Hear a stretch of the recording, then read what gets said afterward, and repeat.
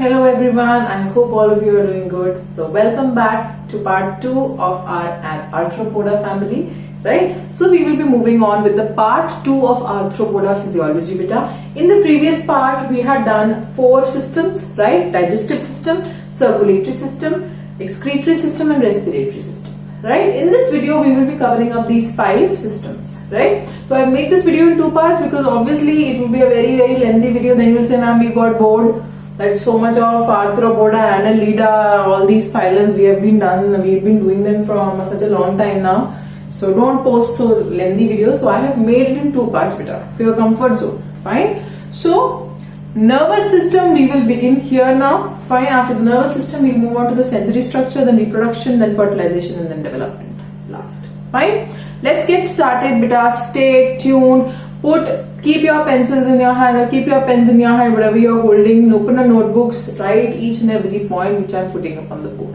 Very important. Again, I'm giving you a reminder in every video that this is a very important chapter. Make sure you're taking out notes.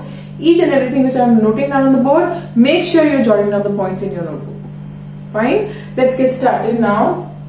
Okay. So nervous system beta, they also have a double ventral solid nerve cord, double ventral solid nerve cord, and they also have nerve ring. This is previously explained. Again, the same process. I will not be explaining it again. Those who are new to the channel beta, I have been posting a number of videos on this chapter, Animal Kingdom. Now we have reached Arthropoda. All the previous phylums we have already done. Make sure you are seeing all the videos and then coming to this part, because we are doing this in a sequence. Fine. And if you are new to this channel beta, do not forget to like, share and subscribe. Very important. And do not forget one most important thing, that is click the bell icon. Clicking the bell icon will help you reach my posts as soon as possible. As soon as I upload a new video beta, you'll be able to see it. You'll get a notification. Fine. So again, coming back to the video. So sensory structures, nervous system, double ventral solid nerve cord is present and they lead to the formation of a nerve ring. We have already done this. Now sensory structures beta. So there are 3 types of sensory structures here. First one is the eye. Second one is the antennae. Third one is the statocyst.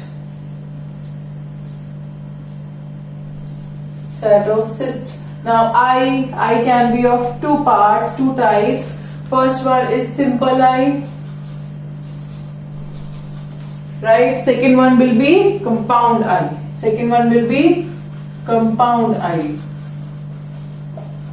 So simple eye is also known as the ocelli, and compound eye is also known as the functional eye. What do you mean by functional eye? So do we have the eyes which are functional in nature or non-functional in nature beta? Obviously they are functional in nature. So if I am talking about the compound eye which is functional in nature, that means this is the eye which is mainly responsible for vision. Okay, this is the eye which is mainly responsible for vision. And statocyst you have already studied. This is acting as a balancing structure beta. We have studied this n number of times now since we have started this chapter, Animal Kingdom, right? The phylums that we have covered, mostly, I have told you this statocyst in detail. So make sure you are seeing those videos. This is the balancing structure.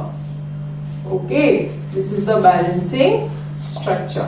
Fine. So these sensory structures beta, they are of 3 types: the eye, antennae and the statocyst, right? Statocyst is helping as a balancing structure, right? Then eyes are of 2 types: simple eye, compound eye. Simple eye is also known as the ocelli, and compound eye is functional in nature, which is helping in the proper vision. Last one, antennae. Antennae helps in the detection, right? You all know in cockroaches, antennas are present in the front.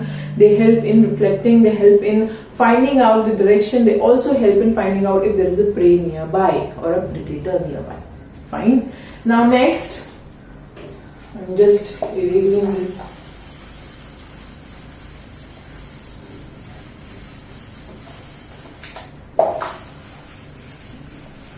Okay.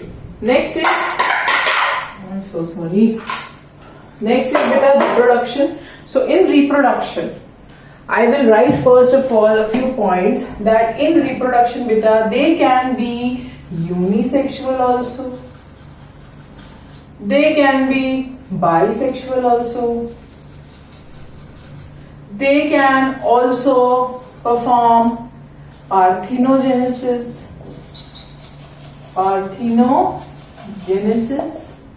and they can also perform sexual reproduction. Okay, very important point, very important point. What is parthenogenesis now? Parthenogenesis beta when an organism completely develops without the process of fertilization. Okay, so I'm writing it here. What is parthenogenesis? When an organism completely develops, complete development without fertilization. Complete development without fertilization. Important. Put a star on it. Okay, very important. Then reproduction beta, I have told you unisexual or bisexual, parthenogenesis or sexual reproduction can be performed. Then comes to fertilization. Fertilization is beta usually internal. If it's usually internal, what does that mean? They are oviparous in nature. That means they lay egg. They are egg laying. Okay, very important. They are oviparous, they lay eggs. Then development beta, it can be direct also, it can be indirect also. Now some points which are the extra points which I am about to tell you in development beta. Okay, let me just erase this. I will make 3 tabular forms, some extra points in development. Fine. So beta, what happens here? We will be talking about a process of metamorphosis. Okay. So ametabolous, parametabolous and holometabolous are the 3 terms which we will be studying here. Okay. Ametabolous, parametabolous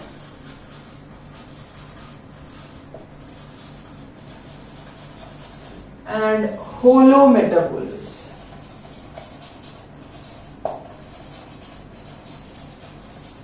So holometabolous तो आपको पहले ही पता है. Holozoic nutrition you must have studied. So उसमें भी this term comes holo. Holo means complete, full. Okay. So let me not jump directly to that holometabolous. I'll be coming it up in a sequence. Okay. So ametabolous. So ametabolous organisms are beta which show no metamorphosis. They are showing no metamorphosis. They do not show any metamorphosis. Fine. This is the main definition, that ametabolous organisms are the organisms beta which are not showing any kind of metamorphosis. No metamorphosis is seen. Example is lepisma. Lepisma. Lepisma. It is known as, also it is known as the common silverfish. Okay, it is also known as the common silverfish. Fine. Next, parametabolous. In parametabolous beta, what happens? Egg, nymph, adult. These are the stages which are taking place. So in parametabolous, what happens beta? When the nymph, I have skipped the nymph in nymph. So in nymph and adult beta, they both live on the same mode. When nymph and adult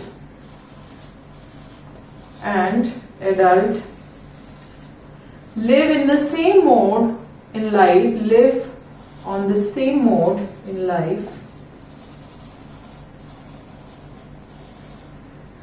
life, but functions are different, or you can say the structures are different. Their structures are different.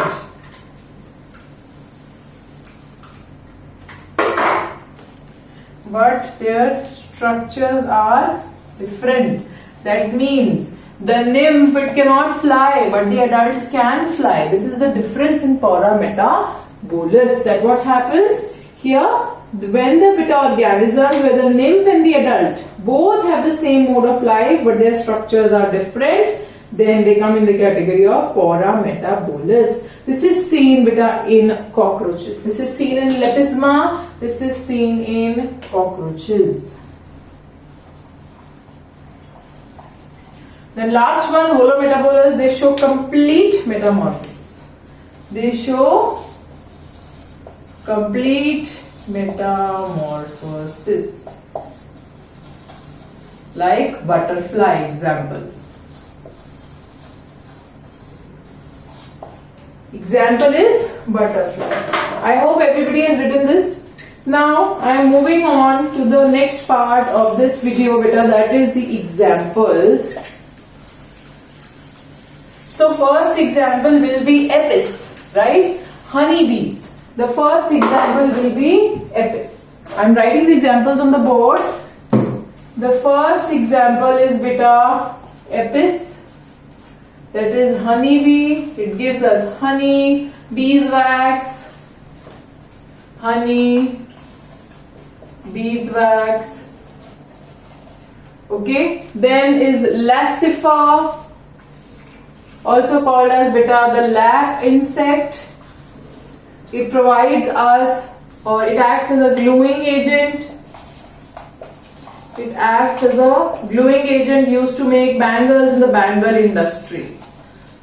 Right? Apis, lassifa, right? Last one is the Culex mosquito and Bombyx mori. So Culex mosquito will not come in this category. These categories are basically beta what? Which are helping us, which are providing us basic things. So the third point which will be coming up here is Bombyx mori. Okay, I hope you know the name. Bombyx mori is what? Silkworm. Bombyx mori is the silkworm. It provides us obviously what? Silk. Then the next category will be of vectors beta. Example, Anopheles mosquito,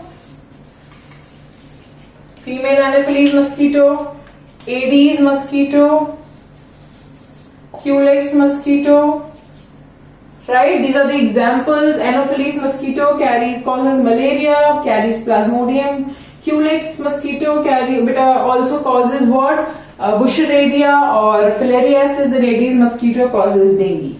Then gregarious pests. Category number 3 is gregarious pests. What will come here beta? Locusts. आपको याद है locust attack हुआ था lately? There was an attack in India, locust attack. All together they came in a group. Locusts.